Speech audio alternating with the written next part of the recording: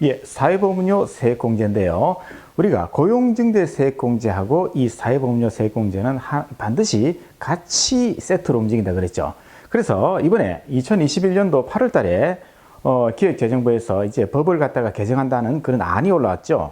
거기서 고용증대 세액공제도 하나 안이 올라왔고 사회보험료 세액공제도 또 개정한다는 안이 올라왔습니다. 그걸 갖다가 한번 보겠는데요.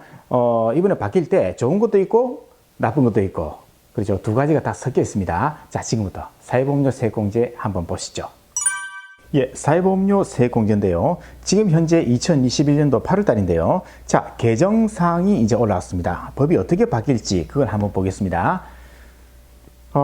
일단은 이 사회보험료 세액공제 기본 틀만 하나 설명을 드리고 갈게요. 자, 일단 중소기업이 법인 또는 개인사업자 중소기업이 고용을 늘리면은 회사가 근로자의 4대 보험을 부담하지 않습니까? 그래서 회사가 부담한 4대 보험료를 갖다가 세액공제를 해주겠다. 언제까지? 2년 동안 세액공제를 해주겠다. 이게 기본 원칙 아니겠습니까? 자, 그래서 고용증대 세액공제하고 사회보험료 세액공제는 항상 세트로 움직인다. 항상 같이 간다 그랬죠. 그래서 고용증대 세액공제가 금액이 굉장히 크고요. 사회보험료 세액공제는 금액이 그렇게 크진 않습니다. 크진 않지만은 그래도 세액공제가 가능하기 때문에 항상 이 두 개는 같이 세트로 받아라. 이렇게 돼 있죠. 자, 그래서 이 제도는 말이죠.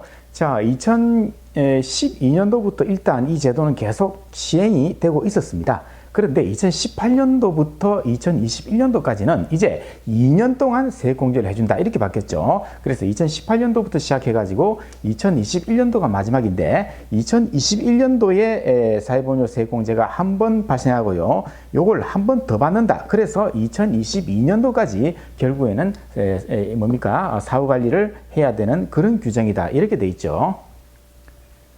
자, 그런데 고용증대 세액공제하고 이 사회보험료 세액공제를 갖다가 단순 비교를 좀 해볼게요.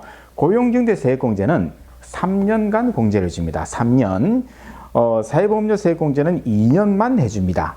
그런데 고용증대 세액공제는 사후관리가 복잡합니다. 그런데 사회보험료 세액공제는요, 사후관리가 아주 쉽습니다. 자, 왜 쉬운지 한번 볼까요? 왜냐면요, 고용증대 세액공제는 만약에 세액공제를 받고 나서 그 다음 해에 고용이 감소를 하면은 추징을 합니다. 작년에 받았던 걸 갖다가 그대로 다시 뱉어내는 그런 추징이 발생하기 때문에 이걸 계산하는 게 상당히 귀찮고 복잡한데요. 사회보험료 세액공제는 고용이 감소해도 작년에 받았던 세액공제를 추징을 안 합니다. 추징이 없기 때문에 무조건 고용이 늘었으면 공제받고 고용이 감소하면 공제 안 받고 그렇게 하면 아주 수월하죠. 그래서 사회보험료 세액공제는 아주 수월했다. 아주 쉽다. 이렇게 설명을 드렸습니다. 자, 그런데 이제 2021년도 8월 달에 기획재정부에서 법을 갖다가 이제 개정을 했다라고 공지를 했습니다. 거기 보면요. 자, 사회보험료 세액공제는 2022년도부터 적용을 하겠다. 이렇게 바뀐 룰을 갖다가 2022년도부터 적용을 한다라고 몫을 박았습니다. 자, 그러면은 개정사항 첫 번째 바뀐 거.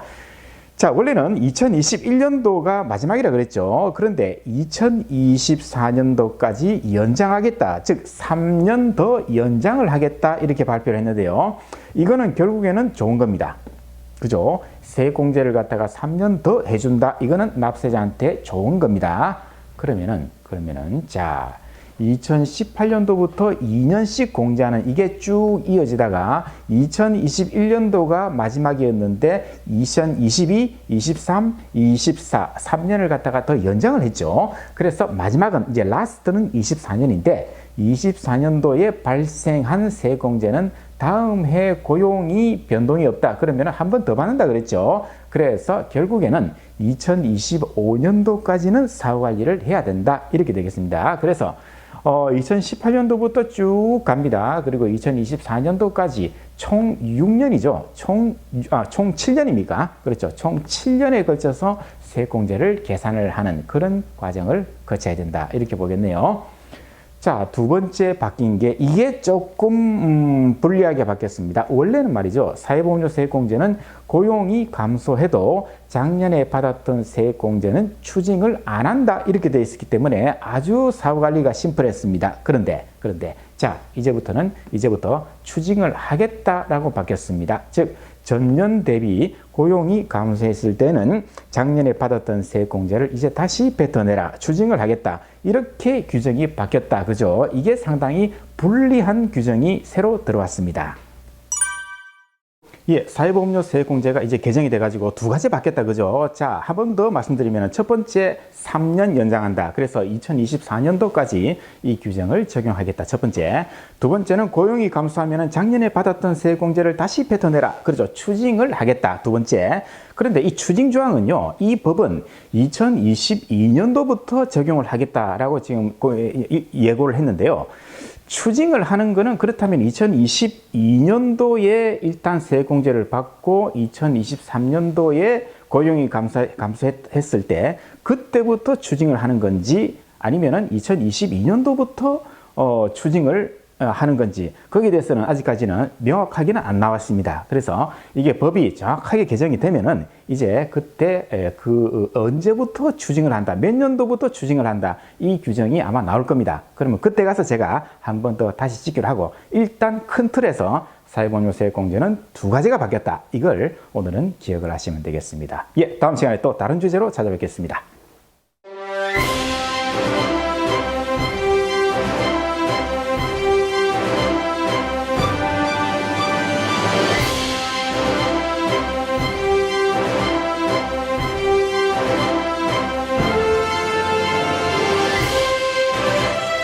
어려운 건 쉽게, 쉬운 건 더 쉽게. Easy to understand. Easy to understand.